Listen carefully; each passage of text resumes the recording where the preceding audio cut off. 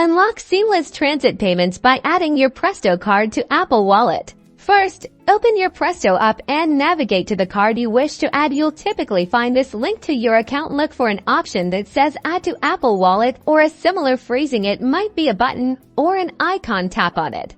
The app will then prompt you to confirm, review the details, and tap Continue or Add to Wallet. You may need to enter your Presto card number or some identifying information if it's not automatically linked. Now, your Apple Wallet will open. You'll see your Presto card appear as a new card. You might have the option to customize it, like choosing an icon or color, though this usually isn't necessary for transit. To use it, simply wake your iPhone or Apple Watch, hold it near the contactless reader at the transit gate or on the bus, and you're good to go. No more fumbling for your physical card.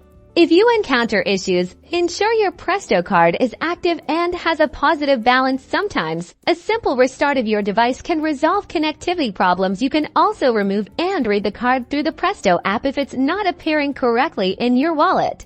Adding your Presto card to Apple Wallet means faster boarding, easier tracking of payments, and the convenience of having your transit pass right on the device you already carry. It's time to embrace digital transit.